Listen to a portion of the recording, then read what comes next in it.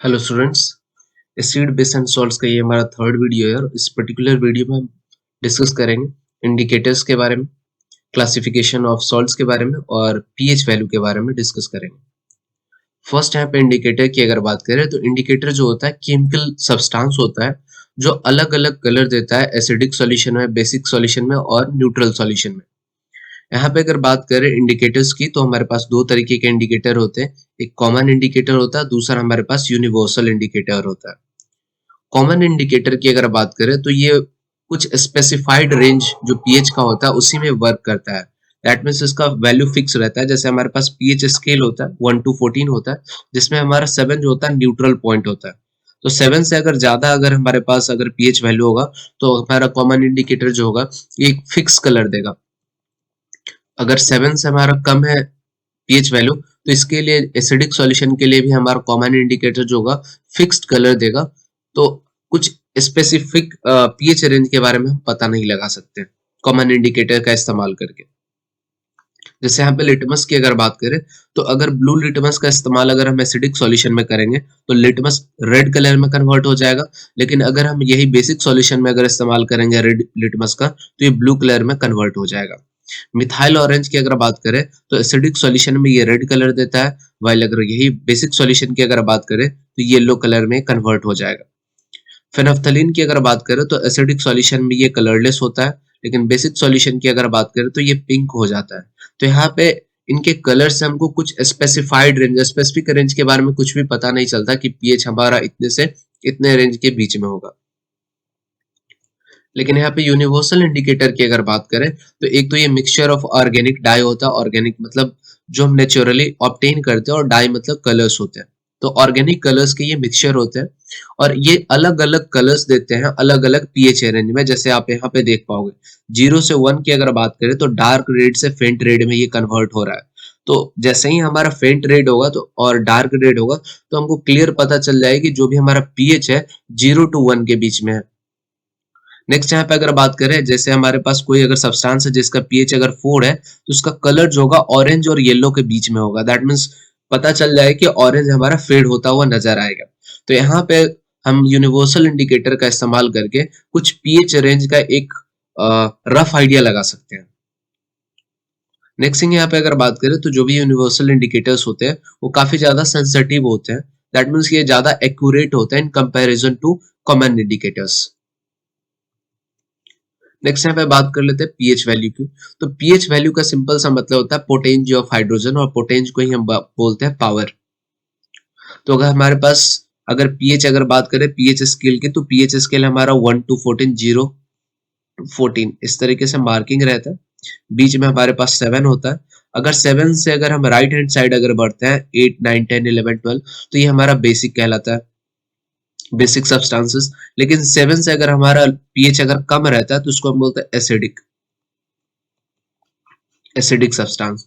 तो अगर हमारा पीएच अगर 7 से अगर कम होगा दैट मीन्स लो अगर पीएच होगा दैट मीन्स वो सब्सटेंस हमारा एसिडिक होगा। अगर पीएच हमारा ग्रेटर देन 7 होगा और हाई पीएच अगर होगा तो उसको हम बेसिक सब्सटेंस बोलेंगे। कुछ इंपॉर्टेंट सब्सटेंसेस के हमारे पास पीएच वैल्यू है जो काफी इंपॉर्टेंट है। जैसे हमारे स्टमक में HCl का प्रोडक्शन होता है, उसके अगर पीएच वैल्यू की अगर बात करें तो उसका पीएच 1 होता है। कार्बोनिक एसिड की अगर बात करें जो जनरली जो भी हमारा सॉफ्ट ड्रिंक होता है उसमें होता है उसका पीएच वैल्यू जो होता है 3 होता है। लैक्टिक एसिड की अगर बात करें तो 6.6 होता है, तो ये ज्यादा एसिडिक नहीं होता है। ह्यूमन ब्लड की अगर बात करें तो ये बेसिक नेचर का होता है, 7 के बाद आता है इसका पीएच वैल्यू 7.3। दैट मीन्स ये बेसिक नेचर का हमारा ब्लड होता है। नेक्स्ट यहाँ पे सॉल्ट की अगर बात करें तो सॉल्ट जो होता है आयनिक कंपाउंड होता है और ये एसिड बेस न्यूट्रलाइजेशन रिएक्शन से फॉर्म होता है। इसका फॉर्मेशन न्यूट्रलाइजेशन रिएक्शन से ही होता है। नेक्स्ट यहाँ पे सॉल्ट की अगर बात करें तो जो भी चार्ज होता है कटायन पे वो अनायन के चार्ज के बराबर होता है। जैसे यहाँ पे एग्जांपल के तौर पे अगर देख ले सोडियम हाइड्रोजन सल्फेट को, जैसे हम देखेंगे तो Na+ में टूटेगा और हाइड्रोजन सल्फेट में टूटेगा SO4-। तो जो भी हमारा पॉजिटिवली चार्ज, ये हमारा पॉजिटिवली चार्ज है, इसको हम बोलते हैं कटायन, और जो हमारा नेगेटिवली चार्ज होता है इसको हम बोलते हैं अनायन। तो यहाँ पे देख पाएंगे अगर हमारे पास कटायन पे 1 यूनिट पॉजिटिव चार्ज है तो जो भी हमारा अनायन है उस पे भी 1 यूनिट नेगेटिव चार्ज है। तो इसीलिए बोला गया कि अगर मैग्नीट्यूड फॉर्म में देखें तो जितना चार्ज कटायन पे हो उतना ही चार्ज हमारा अनायन पे होगा, लेकिन नेचर अलग अलग होगा, अपोजिट नेचर। नेक्स्ट यहाँ पे देखते हैं क्लासिफिकेशन ऑफ सॉल्ट। तो सॉल्ट को 4 पार्ट में क्लासिफाई किया गया है, simple salt, double salt, mix salt and complex salt. अब सिंपल सॉल्ट को भी हम 3 पार्ट में पढ़ते हैं, normal salt, acidic salt and basic salt. एक एक करके डिस्कस करते हैं। सिंपल सॉल्ट की अगर बात करें तो सिंपल सॉल्ट उनको बोलते हैं जिनमें एक ही तरीके के हमारे पास एसिडिक और बेसिक रेडिकल हो। एसिडिक रेडिकल कहने का मतलब सिंपल सा होता है नेगेटिव चार्ज,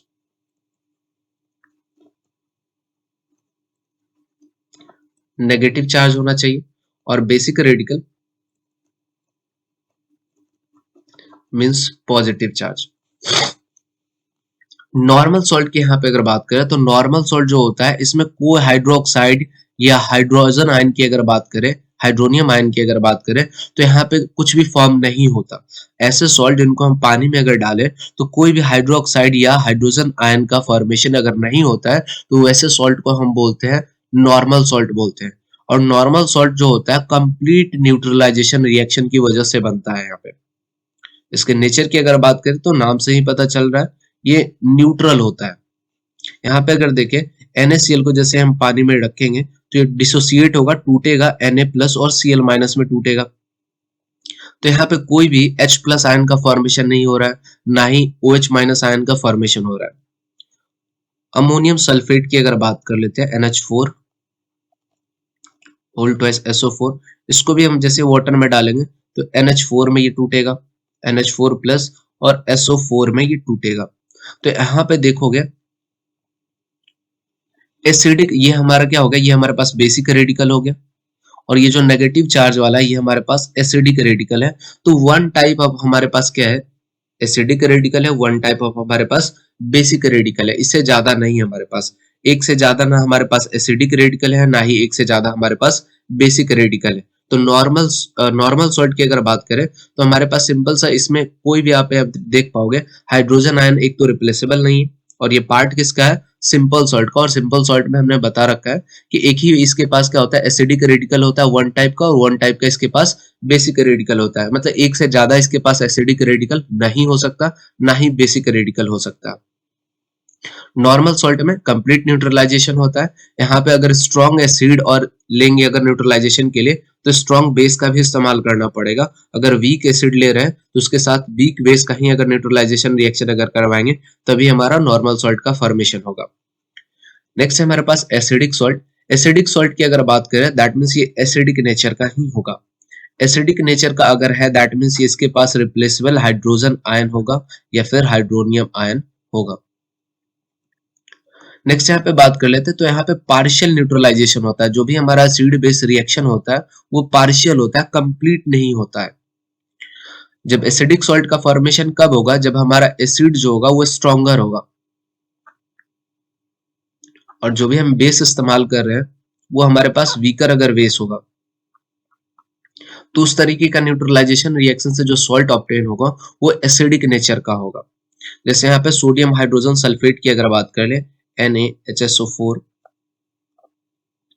जैसे हम इसको वाटर में डालेंगे तो Na प्लस में टूटेगा, H प्लस में टूटेगा और SO4 2 माइनस में टूट जाएगा। तो यहाँ पे देख पाओगे कि H प्लस का रिलीज हो रहा है यहाँ पे। तो अगर हाइड्रोजन आयन अगर रिलीज हो रहा है दैट मीन्स जो भी हमारा सॉल्ट है वो किस नेचर का है, एसिडिक नेचर का है। नेक्स्ट यहाँ पे बात कर लेते हैं बेसिक सॉल्ट की।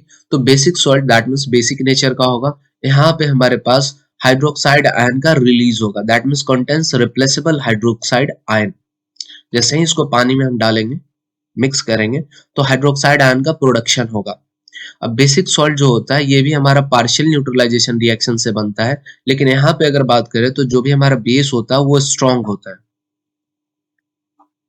लेकिन जो भी हमारा एसिड होता है वो हमारे पास वीक होता है।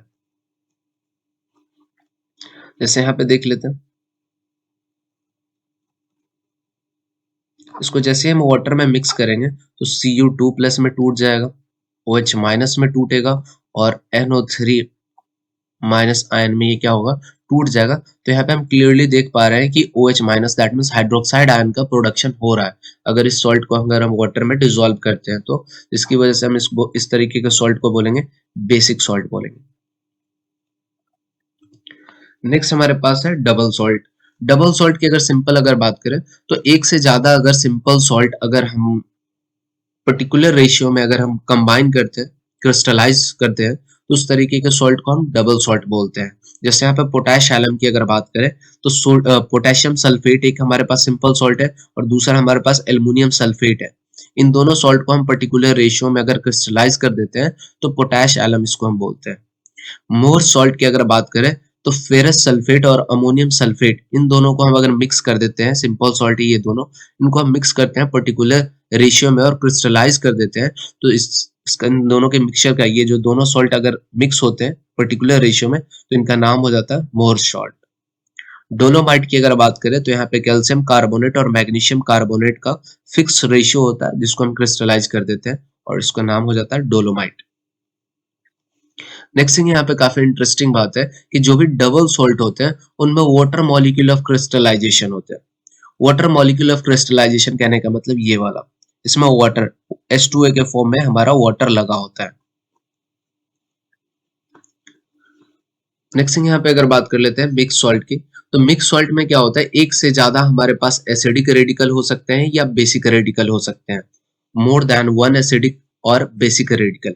यहाँ पे जैसे देखेंगे सोडियम पोटेशियम कार्बोनेट, तो सोडियम में क्या है हमारे पास Na+ भी है, K+ भी है और CO3 2- भी है। तो यहाँ पे अगर बेसिक रेडिकल की अगर बात करें दैट मीन्स बेसिक रेडिकल मतलब पॉजिटिव चार्ज आयन और एसिडिक रेडिकल मतलब नेगेटिव चार्ज आयन। तो जो भी हमारा बेसिक रेडिकल है एक से ज्यादा है, सोडियम भी है और पोटेशियम है, तो एक से ज्यादा अगर हमारे पास बेसिक रेडिकल है सिंपली इसको हम क्या बोलेंगे, मिक्स सॉल्ट बोलेंगे।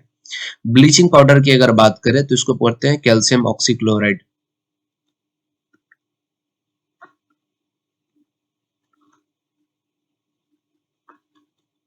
कैल्शियम ऑक्सीक्लोराइड, तो कैल्शियम ऑक्सीक्लोराइड में हमारे पास कैल्शियम आयन है, ऑक्सीक्लोराइड है और क्लोराइड रेडिकल है। यहाँ पे दो हमारे पास एसिडिक रेडिकल है। एसिडिक रेडिकल की अगर बात करें तो OCl- है और दूसरा हमारे पास Cl- है। लेकिन बेसिक रेडिकल की अगर बात करें तो बेसिक रेडिकल हमारे पास कैल्शियम आयन ही।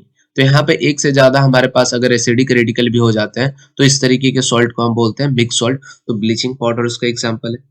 नेक्स्ट हमारे पास है die sodium potassium phosphate. Die sodium potassium phosphate में यहाँ पे भी हमारे पास दो बेसिक रेडिकल है, Na+ एंड K+, और नेक्स्ट हमारे पास एसिडिक रेडिकल जो है फॉस्फेट आयन है। तो यहाँ पे भी हमारे पास एक से ज्यादा हमारे पास बेसिक रेडिकल हो पा रहा है जिसके कारण इस सॉल्ट को हम बोलेंगे मिक्स सॉल्ट। नेक्स्ट है हमारे पास कॉम्प्लेक्स सॉल्ट। कॉम्प्लेक्स सॉल्ट की अगर सिंपली अगर बात करें तो एक से ज्यादा हमारे पास क्या होता है, सिंपल सॉल्ट ऐड होकर के कॉम्प्लेक्स आयन का यहाँ पे फॉर्मेशन भी करते हैं। और कॉम्प्लेक्स सॉल्ट का पहचानने का सिंपल सा तरीका होता है ये कोऑर्डिनेशन स्फीयर। ये स्क्वायर ब्रैकेट जो आप देख रहे हो इसको हम पढ़ते हैं कोऑर्डिनेशन स्फीयर।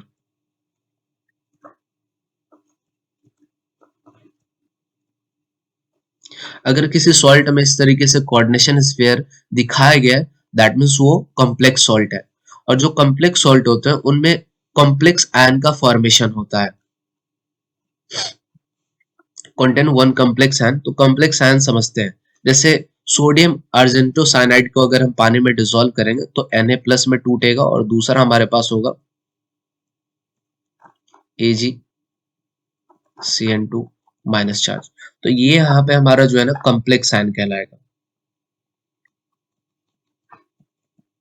तो अगर कोई सॉल्ट अगर कॉम्प्लेक्स आयन का फॉर्मेशन करता है तो उसको हम कॉम्प्लेक्स सॉल्ट बोलेंगे। या सिंपली आप याद रख सकते हो कि अगर किसी में कोऑर्डिनेशन, किसी सॉल्ट के पास अगर कोऑर्डिनेशन स्फीयर है दैट मींस वो कॉम्प्लेक्स सॉल्ट का पार्ट है, कॉम्प्लेक्स सॉल्ट ही है। नेक्स्ट है हमारे पास पोटेशियम फेरोसाइनाइड। तो पोटेशियम फेरोसाइनाइड में ही हमारे पास अगर इसको पानी में अगर डिसॉल्व करेंगे तो K+ और कॉम्प्लेक्स आयन देगा FeCN6। तो ये हमारे पास कॉम्प्लेक्स आयन हो गया। तो इस तरीके के सॉल्ट को हम कॉम्प्लेक्स सॉल्ट बोलते हैं। नेक्स्ट यहाँ पे बात कर लेते हैं वाटर मॉलिक्यूल ऑफ क्रिस्टलाइजेशन। तो अगर हमारे पास कोई सॉल्ट है और सॉल्ट से अटैच जो वाटर मॉलिक्यूल होते हैं उसी को हम बोलते हैं वाटर मॉलिक्यूल ऑफ क्रिस्टलाइजेशन या वाटर ऑफ क्रिस्टलाइजेशन। यहाँ पे ब्लू विट्रियोल की अगर बात करें तो इसको पढ़ते हैं हम copper sulphate.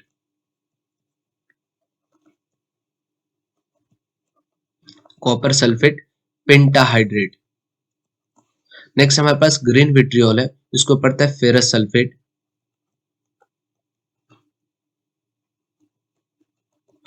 Ferrous sulphate heptahydrate.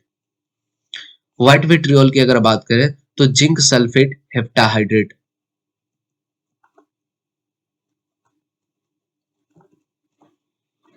हमारे पास ये हेप्टाहाइड्रेट हो जाएगा। नेक्स्ट यहाँ पे बात करें ग्लोबल सॉल्ट की अगर बात करें तो इसको पढ़ते हैं सोडियम सल्फेट डेकाहाइड्रेट।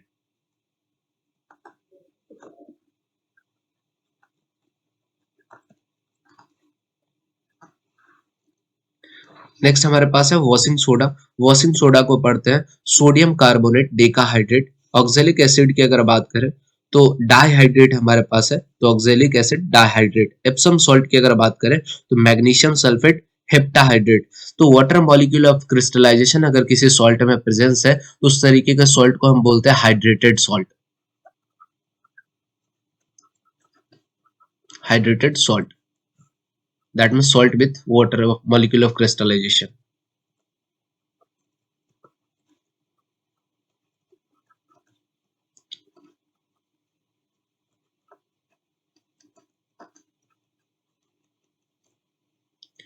तो अगर ब्लू विट्रियोल की अगर बात करें तो ब्लू विट्रियोल में से अगर हमारा वाटर मॉलिक्यूल ऑफ क्रिस्टलाइजेशन अगर अलग हो जाता है तो एक क्रिस्टल के फॉर्म में ना होकर के एमॉर्फस फॉर्म में चला जाएगा। दैट मीन्स पहले ये हमारा क्रिस्टल के फॉर्म में था, लेकिन जैसे वाटर मॉलिक्यूल ऑफ क्रिस्टलाइजेशन चला जाएगा तो ये छोटे छोटे ग्रेनी पार्ट में ये क्या होगा, टूट जाएगा। तो इनका कलर भी जो होता है, ब्लू विट्रियोल का कलर जो होता है ब्लू कलर का होता है। और ये ब्लू कलर क्यों आता है, तो वाटर मॉलिक्यूल ऑफ क्रिस्टलाइजेशन की वजह से ही आता है। ग्रीन विट्रियोल की अगर बात करें तो इनका कलर जो होता है ग्रीन होता है। तो ये जो ग्रीन कलर आता है वाटर मॉलिक्यूल ऑफ क्रिस्टलाइजेशन अगर फेरस सल्फेट के साथ होता है तभी होता है। अगर वाटर मॉलिक्यूल ऑफ क्रिस्टलाइजेशन यहाँ से हट जाए तो ये इनका कलर जो होगा फेड हो जाएगा। नेक्स्ट यहाँ पे बात कर लेते हैं सॉल्ट का क्लासिफिकेशन मॉइस्चर के बेसिस पे। दैट मीन्स ये मॉइस्चर को एब्जॉर्ब करेंगे या फिर एब्जॉर्ब करके अपना स्टेट चेंज करेंगे या नहीं करेंगे, इसके बेसिस पे। फर्स्ट है हमारे पास एफ्लोरेसेंस नेचर का सॉल्ट। जो एफ्लोरेसेंस नेचर के जो सॉल्ट होते हैं वो वाटर मॉलिक्यूल ऑफ क्रिस्टलाइजेशन को वो लूज करते हैं।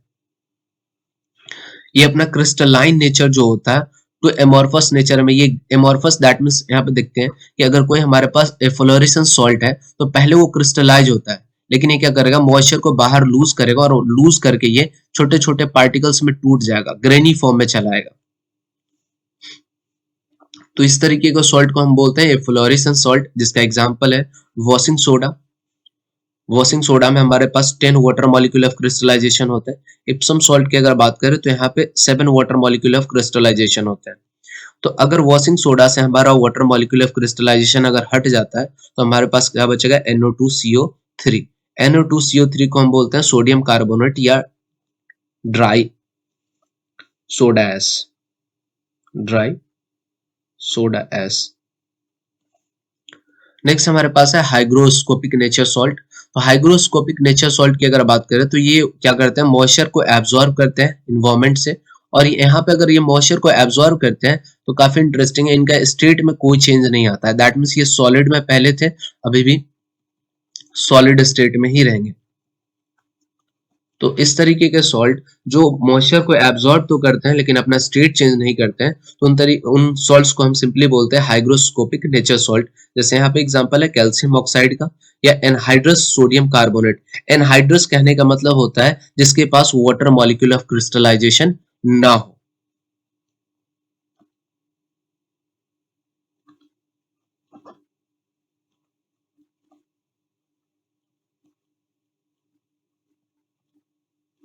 नेक्स्ट यहाँ पे बात करते हैं डीलिक्विशन सॉल्ट की अगर बात करते हैं तो ये मॉइस्चर तो एब्जॉर्ब करते हैं लेकिन यहाँ पे ये सॉल्ट जो होता है अपना स्टेट चेंज कर लेते हैं।